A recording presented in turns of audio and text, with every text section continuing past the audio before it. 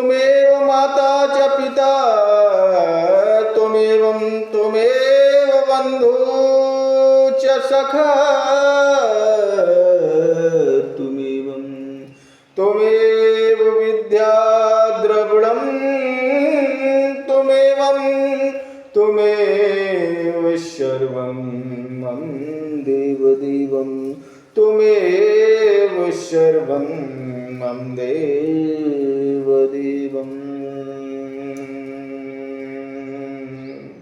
ओ मुक्ति कथोड़ा जय हो मुक्ति कथोड़ा तू जतन कर ले भगदा मुक्ति कथोड़ा तू जतन कर ले रोज थोड़ा थोड़ा परम पिता का भजन कर ले रोज थोड़ा थोड़ा परमात्मा का भजन कर ले।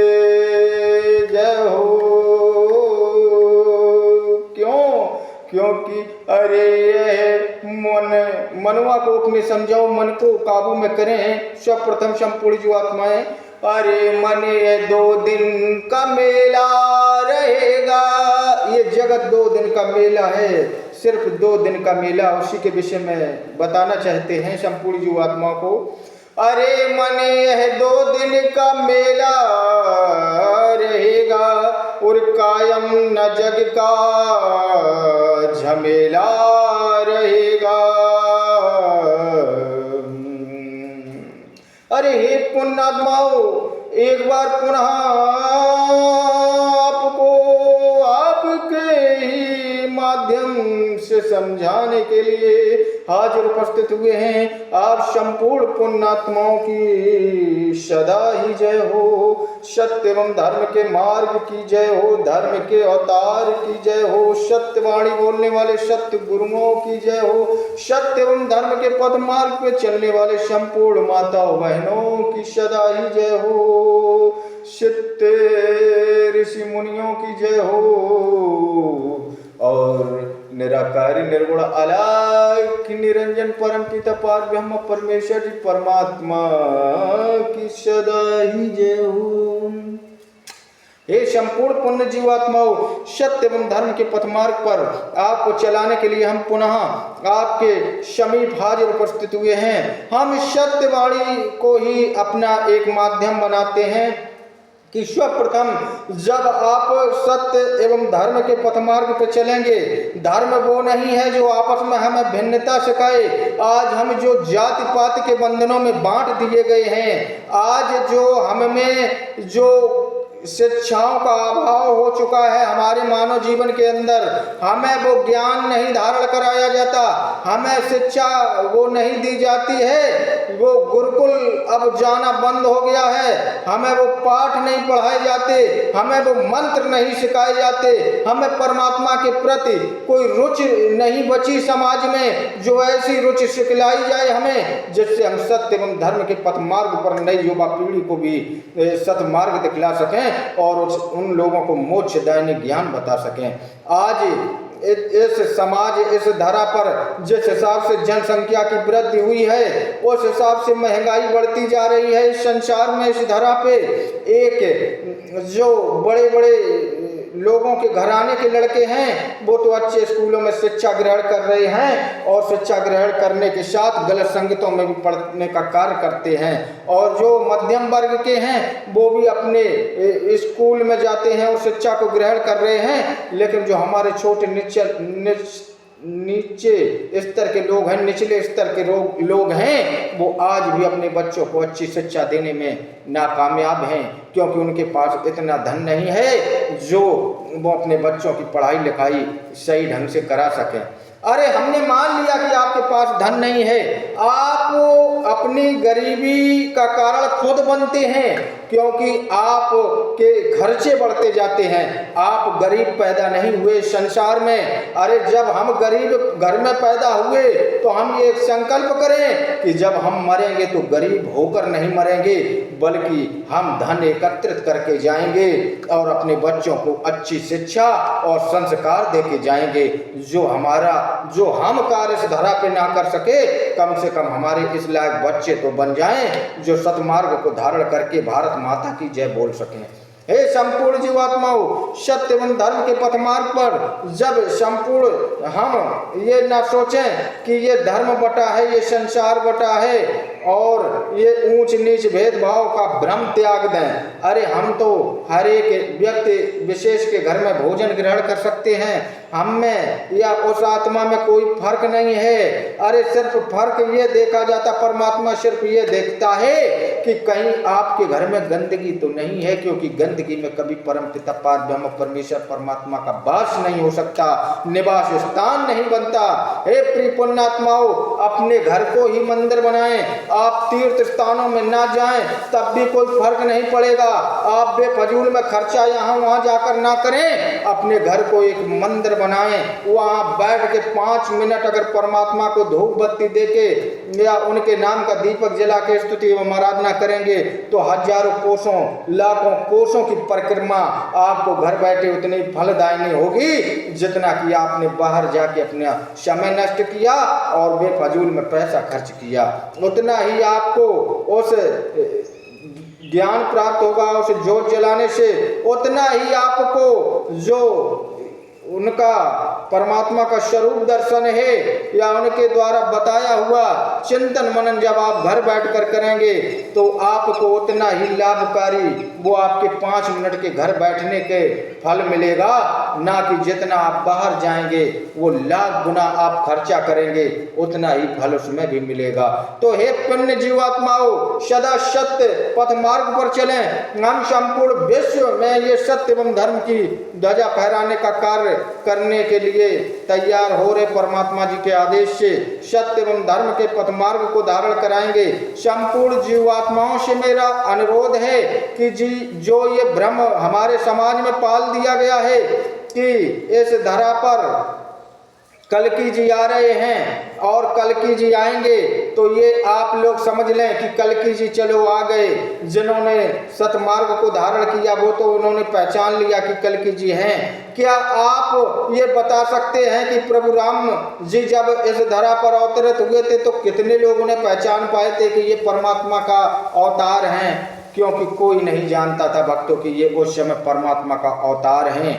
सिर्फ एक विद्वान ऋषि रावण था जो उसे ये ज्ञात था, उसे भी ये नहीं पता था कि यही अवतार हैं। लेकिन ये जब उसे आकाशवाणी द्वारा माध्यम से सुनाया गया था कि दशरथ का पुत्र ही तुम्हारा मृत्यु काल बनकर आएगा, बस ये उनको ज्ञात था और बाद बाकी रावण भी उनको एक साधारण मनुष्य समझता था। अब आप ही बताएं, अगर प्रभु रामचंद्र जी जब अवतार हैं और ये हमारे ग्रंथों में लिख दिया गया है तो फिर ये क्यों नहीं बताते हैं कि प्रभु रामचंद्र जी को कोई दिव्य दृष्टि तक नहीं दी गई थी? प्रभु रामचंद्र जी तो एक साधारण मनुष्य वहां से भेजे गए थे, तो आपने परिकल्पना अपने मन में भाव विचार कैसे कर दिए कि संपूर्ण ब्रह्मांड की ऊर्जाएं यहाँ आने वाले कल के अवतार को संपूर्ण ब्रह्मांड की ऊर्जाओं से एकदम निर्मित होकर भेजा जाएगा? ये सब मिथ्यागत भाव विचार हैं। यहाँ आने वाली ऊर्जाएं एक जब यहाँ हम काले लोक मृत्यु लोक में आते हैं तो हमारी संपूर्ण वहाँ पर जितनी भी हमारे पास शक्तियाँ हैं सबको वचनबद्ध करके वहाँ छोड़ के आते हैं, क्योंकि हम जा रहे हैं एक मानव निर्मित में एक साधारण रूप में जा रहे हैं, साधारण तरीके से अपना जीवन यापन करेंगे, ये हम परमात्मा से वहाँ कह के आते हैं। हाँ, यहाँ अगर आपने भक्ति के माध्यम से कुछ बनना सीखना है, परमात्मा की जोत जलाई, परमात्मा प्रसन्न हो गए तो आपको यहाँ कुछ शक्तियाँ प्राप्त हो सकती हैं, कुछ विद्याएं प्राप्त हो सकती हैं, कुछ ज्ञान प्राप्त हो सकता है, आप तारणहार बन सकते हैं, आप समाज में भी बदलाव लाने का कार्य कर सकते हैं। तो हे प्रिय पुण्यात्माओं, जब रामचंद्र को कोई दिव्य दृष्टि तक नहीं दी गई, उन्हें क्या तुम्हें मालूम नहीं जब सीता जी का हरण रावण कर ले गया तो उन्हें क्या पता था कि सीता जी कहाँ चली गई? अरे वो तो वन वन और दर दर खोजने का कार्य कर रहे थे। वो अगर उन्हें पता होता तो बेचारे हनुमान जी लाखों योजन समुद्र लांघने के बाद लंकापुरी गए थे। अगर प्रभु रामचंद्र जी को दिव्य दृष्टि थी तो वो दिव्य दृष्टि से देख लेते कि सीता जी उस रावण के पास अशोक वाटिका में बैठी हैं। और प्रभु रामचंद्र जी ने तो ये कहा था कि ये लो अंगूठी, और जब सीता जी आपको मिल जाएं तो उनको ये अंगूठी दे देना और मेरी वाली आप ले आना। हे परम पुण्यात्माओं, ये इसलिए मैं समझाना चाहता हूँ। फिर हनुमान जी वहाँ से वो अपनी अंगूठी जो राम ने दी थी वो सीता जी को देकर आए थे, और जो सीता जी ने दी थी वो राम को देकर आए थे। जब लोग उनको ना पहचान सके उस टाइम कि ये परम पिता पारब्रह्म परमेश्वर हैं, क्योंकि शक्तियां नहीं दी जाती हैं। ये जो लोगों ने आज यूट्यूबर चैनलों पर आप देखें तो वहां पर झूठी अफवाहें कि कल्कि जी आ रहे हैं, श्वेत घोड़े पर आएंगे और वो ये हवा चला देंगे, वो आंधियां उठा देंगे, वो इन लोगों को मार काट डालेंगे, वो उन लोगों को मार काट डालेंगे। ऐसा कुछ नहीं है प्रिय पुण्यात्माओं। ये सब समाज में एक भ्रमित करने का अंदेशा है और उनके नाम से कमाने खाने का एक जरिया सिर्फ बना के हमारे समाज में रखा गया है। जब किसी भी आप भविष्यवक्ता की भविष्यवाणी देखें तो उन्होंने सिर्फ एक यहाँ भारतवर्ष में एक ऐसे व्यक्ति का जन्म बताया है जो संपूर्ण जीवात्माओं को साचा ब्रह्म ज्ञान सिखलाएगा, इस धरा से मुक्ति दिलाने का काम करेगा। तो मुक्ति तो तभी मिल सकती है परम पुण्यात्माओं जब हम सत्य पथ मार्ग पर चले, और सत्य पिता जब हम यहाँ के 33 करोड़ देवी देवताओं को छोड़कर मतलब हम पूजा नियमित निष्दिन करें, उनका भी आह्वान ध्यान करें, क्योंकि वो मार्ग दिखलाने के लिए उनको ही हम प्रेरित करेंगे और उनके मार्गदर्शन के माध्यम से ही परमात्मा तक पहुँच सकते हैं। जैसा कि हमने स्वयं 15 वर्षों से लगातार तपस्या कर रहा हूँ। हमने पहले अपनी सीढ़ी दर सीढ़ी बना के तब इन सदाशिव निराकारी निर्गुण अलग निरंजन परम पिता पारब्रह्म परमेश्वर परमात्मा की आराधना तक पहुँचने का कार्य अपने उन्हीं 33 करोड़ देवी देवताओं के माध्यम से हासिल किया है। तो आप संपूर्ण जीव आत्मा को हम बताना चाहते हैं कि माध्यम 33 करोड़ देवी देवताओं को ही रखें, लेकिन परम पिता पारब्रह्म परमेश्वर जी परमात्मा की नियमित निष्दिन 5 मिनट ही सही उनकी नियमित निष्दिन जोत जलाएं और गुणगान ध्यान मंगल गान गाएं, उनकी प्रार्थना करें। परमेश्वर के चरणों में पगरत धूल में ध्यान मांग रहे हैं, तभी आप सच्चे लगन निष्ठावान होकर खड़े होंगे और तारणहार बनेंगे और मोक्ष को भी प्राप्त करेंगे। तो हे प्रिय पुण्यात्माओं, ऐसे कई उदाहरण हैं जो आपको मजबूर कर देंगे सोचने के लिए कि जब अवतारों के पास उस टाइम शक्तियां नहीं दी गई तो इस कलयुग में शक्तियां कैसे प्राप्त हो जाएंगी। अब आप ही बताएं प्रिय पुण्यात्माओं, हम आपको भी समझाने एवं बतलाने का कार्य कर रहे हैं। जब दूसरा अवतार श्री कृष्ण जी का हुआ तो उन्होंने जब जामवंत जी ने पूर्व जन्म में उनकी कितनी मदद की थी, और जब श्री कृष्ण जी इस राम श्री कृष्ण अवतार में जब आए तो उन्होंने एक मणि से लेकर 19 दिन लगातार जामवंत जी से युद्ध किया था। अब आप इसकी परिकल्पना करें कि हे प्रिय पुण्यात्माओं, जब उन्होंने इतनी मदद की थी जामवंत जी ने, आज जामवंत जब प्रभु रामचंद्र जी कृष्ण अवतार में आए तो वो ये क्यों भूल गए कि हमारी इन्होंने पूर्व जन्म में भी कितनी मदद की थी, और इस जन्म में हम इनसे युद्ध क्यों बेकार में करें। हम तो अरे ये तो मुझे पहचान जाएंगे या हम इन्हें पहचान जाएंगे तो वो मणि हमें वैसे भी मिल जाएगी। लेकिन नहीं, ऐसा कुछ नहीं है, ये सिर्फ हमारे मन का भ्रम है जो भ्रम भर दिया गया है आज के कथावाचकों द्वारा। कोई पर्चा निकाल रहा, कोई पर्ची निकाल रहा है, ये सब झूठा ढोंग बगराने का कार्य इस धरा पर हो रहा है।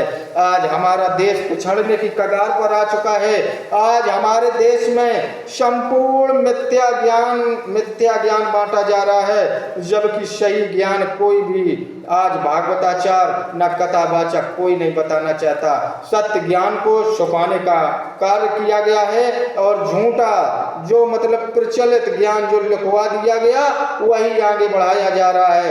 अरे ये कथाएं परीक्षित जी को जब सुनाई गई थी सुखदेव जी द्वारा, तो ये कथाएं तो एक माध्यम था कि इस मानव जीवन में संपूर्ण जब जीव आत्माएं बढ़ेंगी तो आपस में वो मन प्रेम कैसे रखें, भक्ति भाव कैसे रखें, और कैसे ये समाज की संरचना हो, कैसे ये समाज के बंधनों में बांधा जाए संपूर्ण जीव आत्माओं को, और कैसे यहाँ इस धरा पर इनका जीवन एक मिलजुल कर जो बनाने का कार्य किया गया था, वो इन कथाओं के माध्यम से प्रिय पुण्यात्माओं ये शिव जी के माध्यम से ये सबको अवगत कराई गई थी।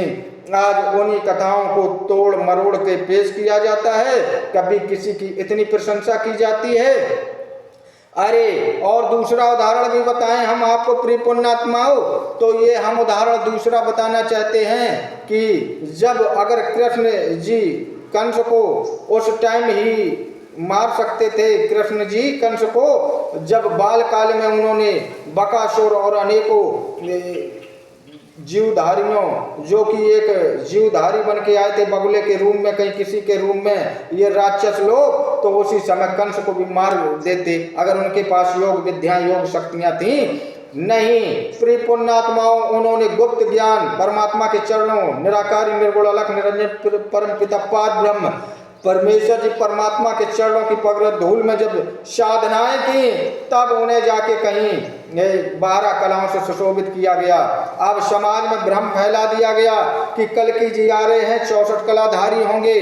अरे जब संपूर्ण विश्व में एक सत्य एवं धर्म के पथ मार्ग की ज्योत जलेगी तो कल्कि जी उसे जलाने के लिए आ रहे हैं, ना कि यहाँ 64 कलाएं दिखाएंगे। लोग ये भ्रमित हैं कि कलाएं क्या होती हैं, तो इसकी भी जानकारी हम आपको देते रहेंगे। 52 भैरव 64 जोगन, इसी प्रकार ये 64 कला जो कलाएं हर एक मनुष्य के अंदर 6 से लेकर 7 कला तक आ जाती है। 6 कला तक तो मतलब परमात्मा ही द्वारा दी जाती है, बाद बाकी 1-2 कला यहाँ उनकी भक्ति से प्राप्त होती है। जैसे कि अष्ट सिद्धियां 9 निधियां ये होती हैं, इसी प्रकार से अनेकों विद्याएं एवं अनेकों मंत्र होते हैं। हे प्रिय पुण्यात्माओं, आपको हम सत्य वाणी सत्य वचनों से यूं ही निष्दिन आपको बताएंगे, सिखलाएंगे और चलना सिखाएंगे। आप किसी के अपने बहकावे में ना आए, किसी भागवताचार्य के बताए हुए ये भ्रम वाणी में ना पड़े। आप सत्य वाणी को पहचाने, आप खुद में ये समझें कि मेरे अंदर भी ब्रह्म है, मैं भी ईश्वरी तत्व हूँ, मैं भी परमपिता पार ब्रह्म परमेश्वर का सच्चा सिपाही हूँ। उनकी लगन निष्ठा से हम उनकी सेवा भक्ति करेंगे तो हमें कोई दूसरे का ज्ञान प्राप्त करने की कोई आवश्यकता नहीं। हम तो खुद में ही लगन निष्ठावान बन के परमात्मा का गुणगान ध्यान मंगल निष्दिन गान गाएंगे, और ना हम किसी के भाव विचारों को मिथ्या कहेंगे और ना सुनेंगे और सत्य वाणी को पहचानेंगे। हे प्रिय पुण्यात्माओं, अब सतयुग आने में कोई टाइम बाकी नहीं रह गया। इस धरा से कलयुग जा चुका है, सतयुग आना बाकी है। संपूर्ण जीवात्माओं एवं संपूर्ण विश्व में सत्य एवं धर्म की ज्योत जलेगी, सत्य एवं धर्म के राज की स्थापना होगी। जानने वाले जान जाएंगे, पहचानने वाले पहचान जाएंगे कि सत्यवाणी बतलाने वाला कौन है। यहाँ तारणहार ये संपूर्ण जीवात्माएं अभी जान जाएंगी। समय आता जाएगा वैसे ही लोग जागती जाएंगी और जानती जाएंगी। आज के लिए इतना ही ज्ञान बताते हैं और निरंतर निष्दिन आपको ज्ञान बतलाएंगे, सिखलाएंगे। इस ज्ञान बतलाने सिखलाने का कोई हम पैसा या रुपया नहीं मांगते या न लेते देते हैं। हम तो सतपथ मार्ग को धारण किए हैं। हम कई वर्षों से तपस्या में ध्यान मग्न होने के बाद आपको नियमित निर्दिन इस धरा पर सत्य ज्ञान का जो सत्य ज्ञान का जो पलड़ा है उसे भारी करने आए हैं। इस धरा से झूठ को भगाने आए हैं, संपूर्ण जीवात्माओं को तारणहार बनाने आए हैं। प्रेम से बोलेंगे साचे दरबार की जय, धर्म के अवतार की जय, सत्य एवं धर्म के मार्ग की जय, अपने अपने माता पिता की जय, सिद्ध गुरुओं की जय, सिद्ध वाणी बोलने वाले संतों की जय, सदाशिव निराकारी निर्गुण अलख निरंजन परम पिता पार ब्रह्म परमेश्वर परमात्मा की जय।